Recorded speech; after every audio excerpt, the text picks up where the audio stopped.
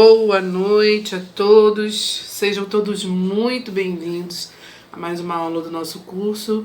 Conhecereis a verdade vos libertará. Espero que essas aulas estejam trazendo a vocês um pouco de conhecimento metafísico, conhecimento sobre a nossa mente, o poder que nós temos, né? O nosso subconsciente, o nosso inconsciente, que a gente possa, através da autorreforma, da autocura, autoajuda, melhorar cada vez mais, né, o nosso comportamento, a nossa maneira de enxergar a vida, a nossa maneira de viver. Sejam todos muito bem-vindos. Temos alunos novos começando o curso conosco hoje. Eu estou gravando também a aula de hoje. Em breve eu vou disponibilizar o vídeo no YouTube. Quem gosta de olhar para mim, né, falando, tem gente que gosta, que é sinestésico, gosta de ver, né, além de ouvir, gosta de ver, vai poder aí compartilhar com seus amigos, com as pessoas que vocês acham que pode se beneficiar com esse conhecimento, né, o nosso vídeo aí, a nossa aula de hoje. Então bora lá.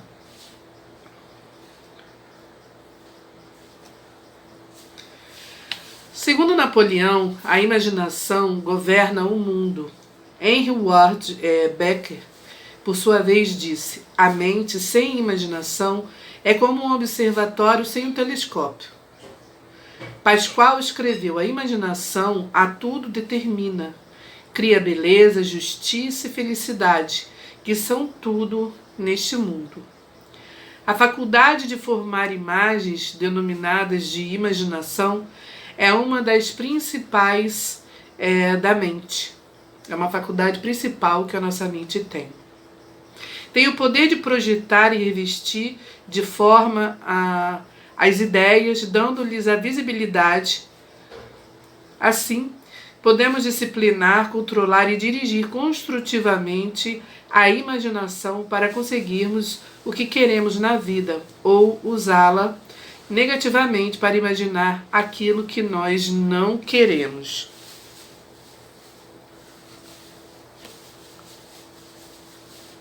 As imagens mentais que visualizamos e conscientemente aceitamos são gravadas no subconsciente e manifestadas na experiência concreta do indivíduo. A imaginação foi o poderoso instrumento utilizado por famosos cientistas, pintores, poetas, inventores, arquitetos e místicos. Quando o mundo diz isso, é impossível, não pode ser feito, o indivíduo dotado de uma criativa imaginação vívida responde já dentro da sua mente, da sua cabeça. Está feito. Então, isso quer dizer que tudo aquilo que desejamos, que queremos, que almejamos na nossa vida, na nossa história, antes mesmo que aquilo se torne uma realidade, aquilo se torne real, em primeiro lugar, aquilo já precisa existir dentro de nós. Ou seja, se você está sozinho, né, está fora de um relacionamento e você gostaria de encontrar uma pessoa, né, que completasse você, que te compreendesse, uma pessoa bacana que acrescentasse na sua vida, em primeiro lugar você precisa sentir, imaginar essa pessoa já fazendo parte da sua história, da sua jornada, da sua vida, para que através desse sentimento,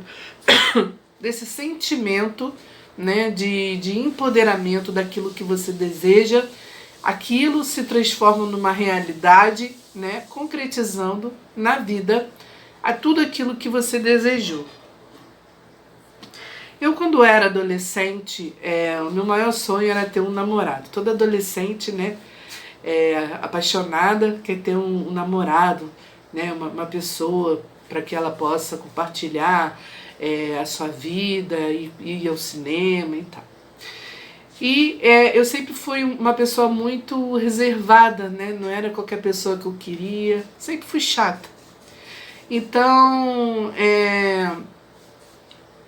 eu tinha tendências a ter paixões platônicas, né? Que só existiam na minha cabeça, que aquilo não se concretizava.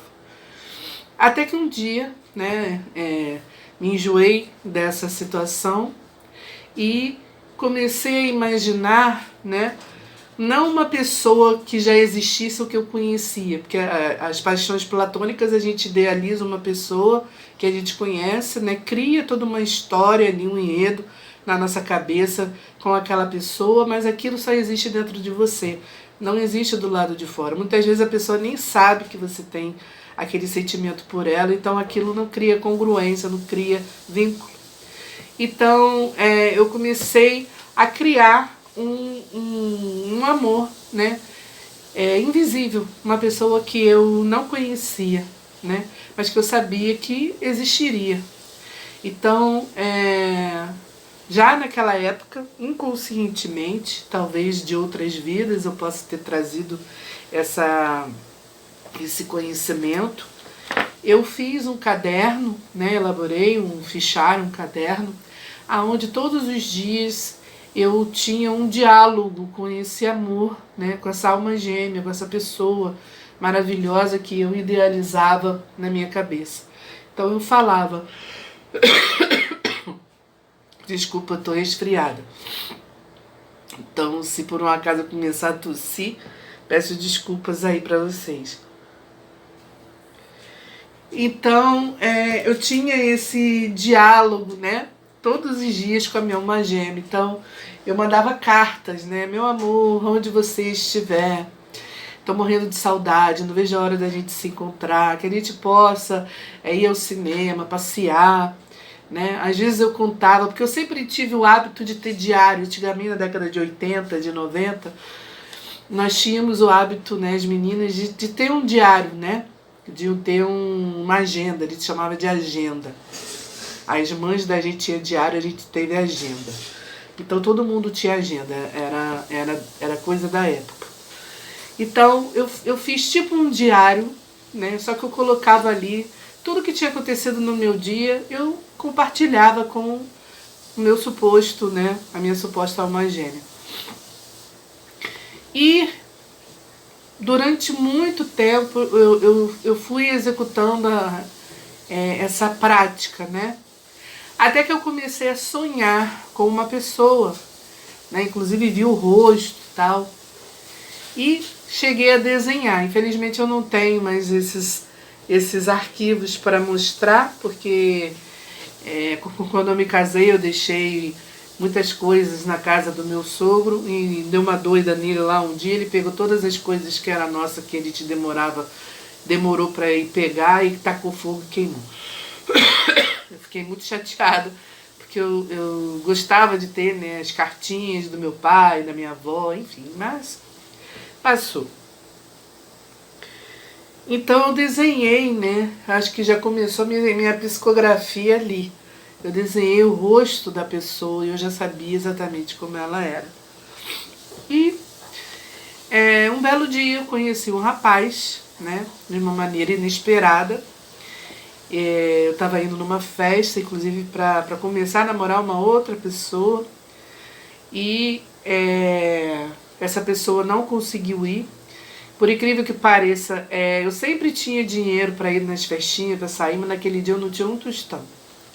Então eu fiquei muito chateada porque eu queria ir na festa e não tinha dinheiro.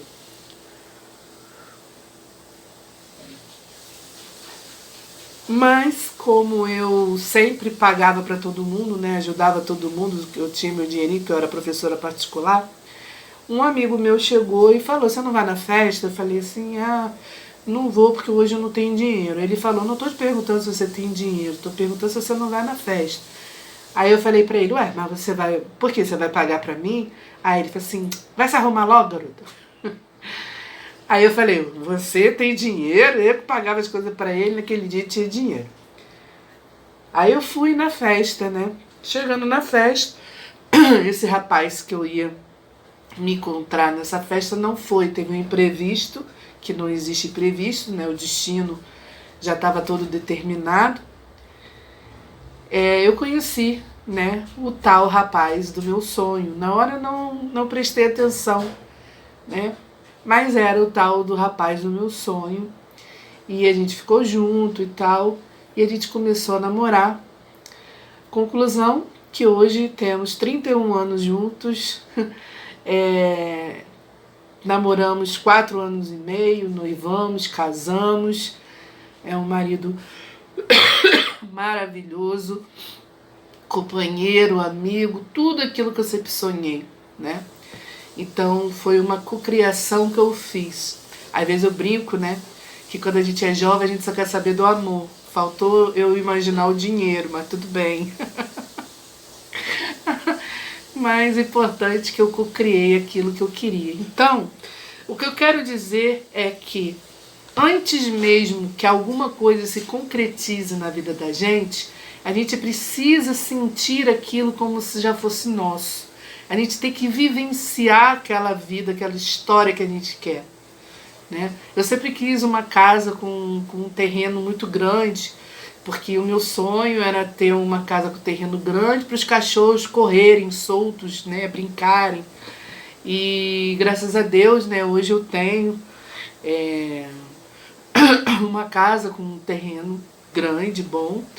E toda vez que eu vejo os meus cachorros, né, correndo pelo quintal, eu acho o máximo, porque aquilo era uma vontade, um sonho que eu sempre quis. Então, sempre que a gente quiser realmente, de fato, né, realizar alguma coisa, a gente precisa primeiro ser para ter.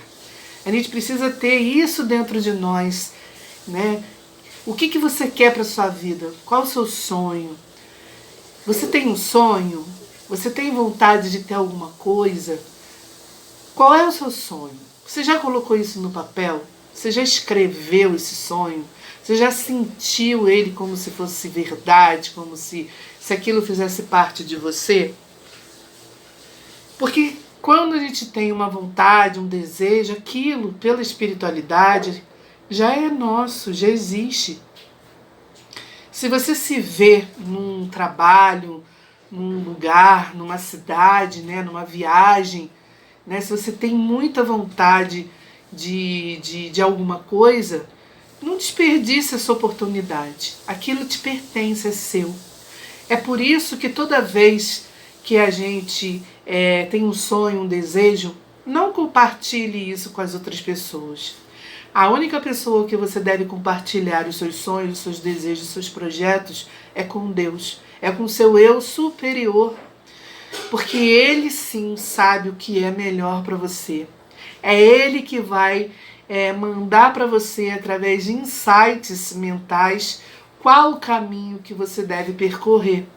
Porque muitas vezes, às vezes de forma involuntária, sem maldade, as outras pessoas acabam jogando areia nos seus sonhos, nos seus projetos.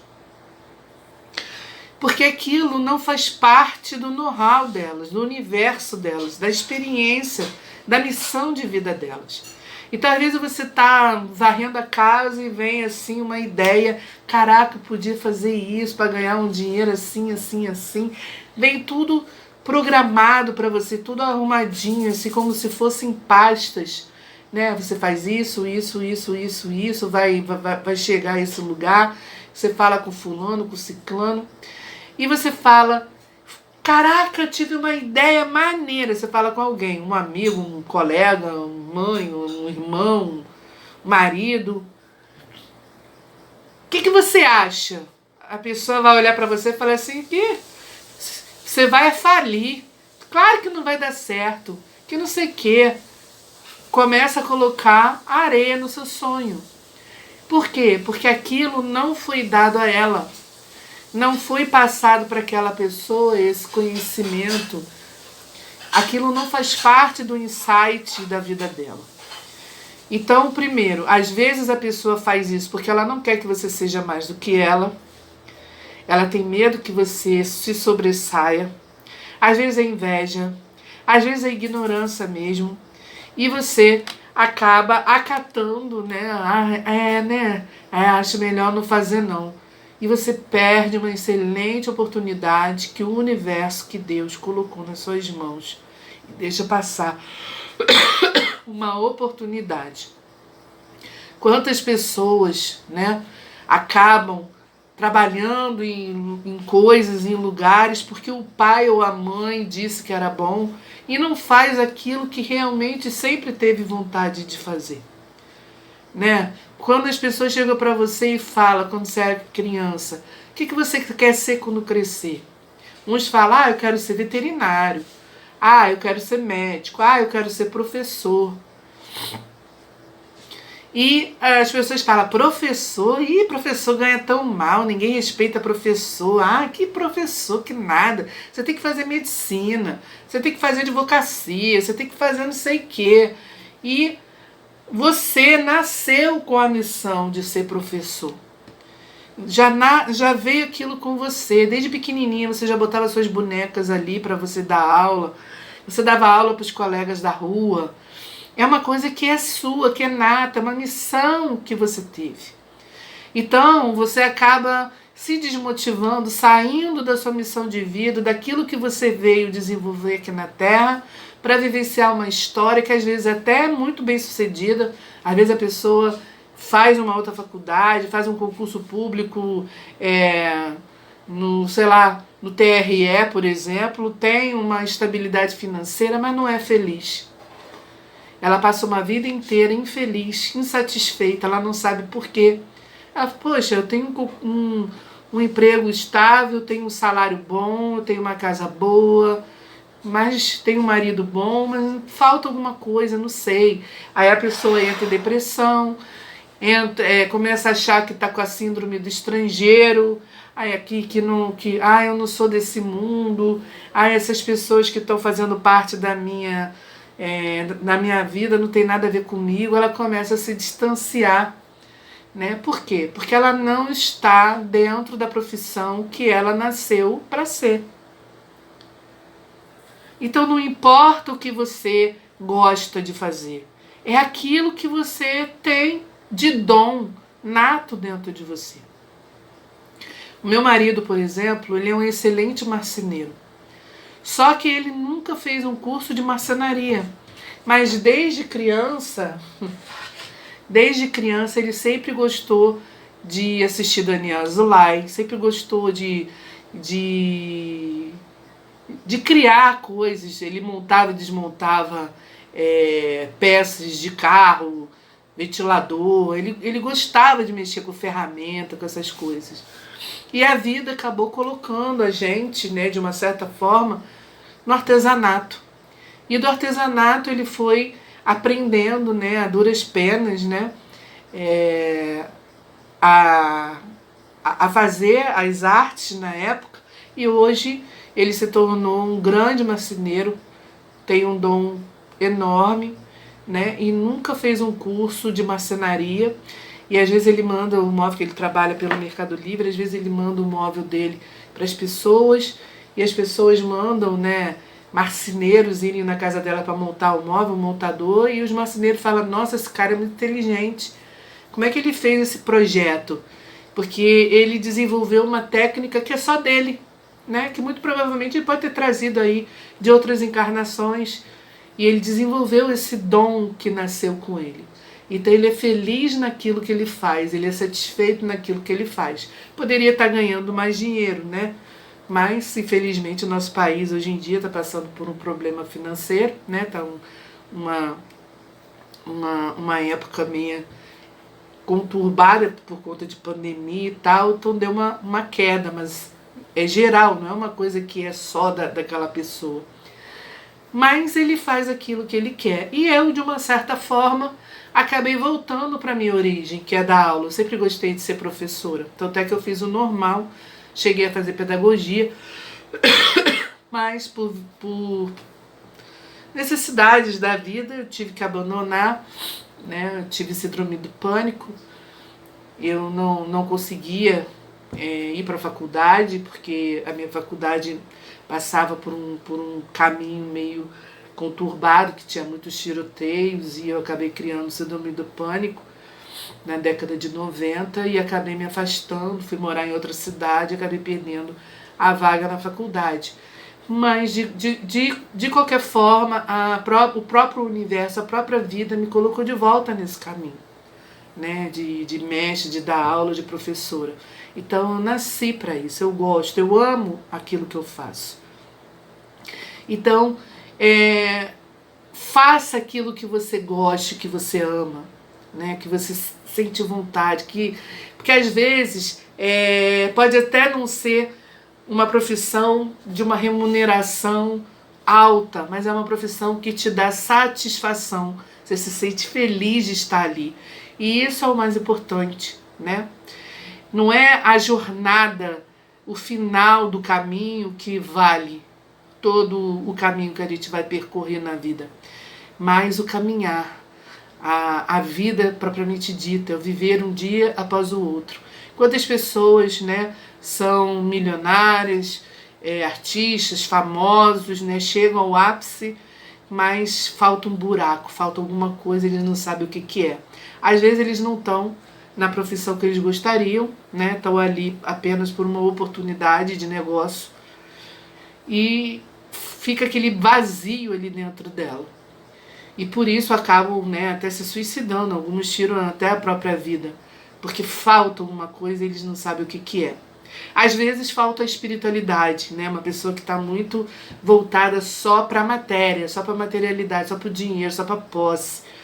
E não tem prazer, às vezes não tem espiritualidade, não compartilha aquilo com as outras pessoas.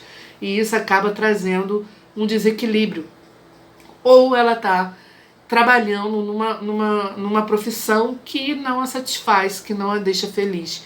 E isso também pode trazer insatisfação pra gente.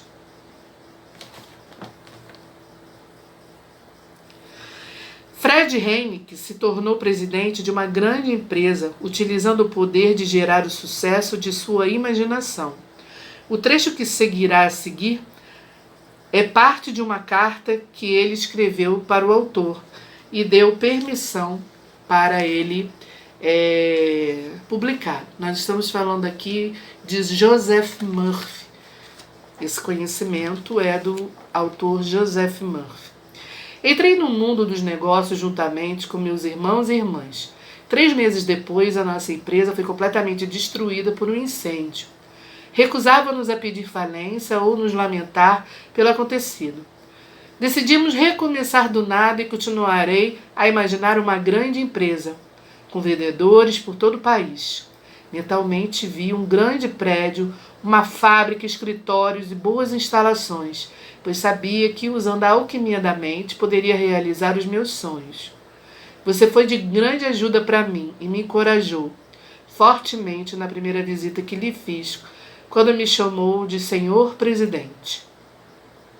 Mentalmente, não aceitei por completo esse título, que me pareceu uma impossibilidade total, uma vez que meu irmão já ocupava esse cargo. No entanto, comecei a pensar nessa possibilidade e, após algumas semanas, aceitei o título de presidente. E disse a mim mesmo: sou o presidente de minha empresa no contexto da ordem divina.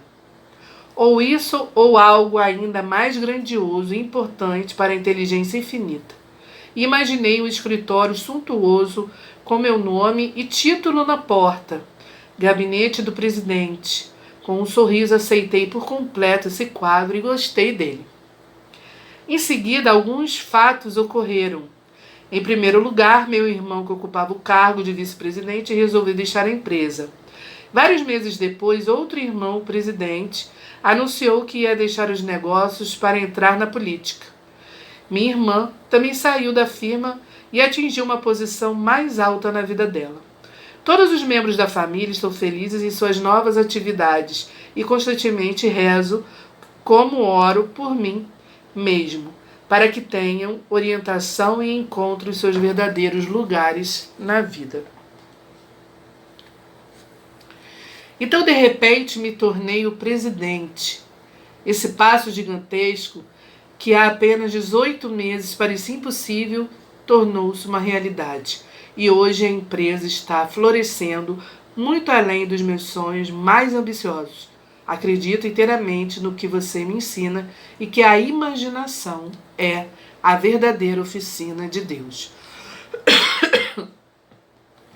Ela foi curada pela imaginação. Doutora Oliver Gaze, dotada de uma profunda fé, não só acreditava no poder mágico da imaginação, como também o compreendia. Descendente direta de Henry Ward Beecher, um pregador mundialmente famoso enviou-me uma carta adiante sobre o poder da imaginação construtiva. Prezado Dr. Murphy, eu dirigia com meu falecido marido, Dr. Harry Gaze, quando ao entrar em Sunset Boulevard num acidente horrível, fez com que o carro rodopiasse e nós desmaiássemos. Quando recuperamos o sentido, vimos policiais em volta do Harry, que foi removido dali numa ambulância. No estado de confusão mental em que me encontrava, dei ao policial o endereço e o número de telefone da casa do meu médico, bem como o endereço e o telefone do seu consultório, que nunca havia memorizado na minha mente consciente. Nessa ocasião, quem falava e agia era o meu subconsciente. Algo ainda mais notável aconteceu. Dei ao policial o nome e o endereço exato e o telefone da minha empregada, que naquele momento passava o fim de semana com a filha em Walden Hills. Conscientemente não sabia o seu endereço e não tinha a mínima ideia do número do telefone dela.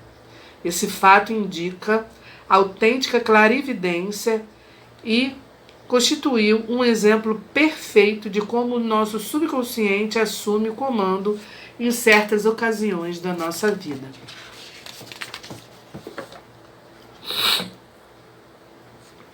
Quando dei por mim, estava no hospital e havia fraturado a pelve em vários lugares, e ouvi alguém dizer que nunca mais voltaria a andar. Comecei a me ver indo a pé para assistir às suas palestras e imaginei apertando minha mão, dando-me parabéns e dizendo: "Você está com uma aparência maravilhosa." Esse é o poder milagroso de Deus. Eu tinha fé absoluta no poder criativo de Deus. Enquanto estava no hospital, me imaginava sempre fazendo o mesmo que faria habitualmente se voltasse a andar. Continuava a dizer a mim mesmo constantemente: Deus está me curando. Deus fez todos os ossos do meu corpo, todos eles estão nos seus devidos lugares, servindo-me bem. O que senti e imaginei como verdade realmente aconteceu. Sei que agora o poder curativo de Deus flui pelas nossas imagens mentais e isso é maravilhoso. A carta seguinte, da senhora Fred Heineck, é publicada com a sua permissão. Querido Dr. Murphy, em profundo estado de depressão, fui internada no Camarillo State Mental Hospital. Durante a terapia, tive a oportunidade de me ver face a face. Aprendi a me conhecer melhor e a me ajudar a mim mesma e aos demais. Constantemente afirmava: o amor de Deus satura minha alma e sou por ele orientada.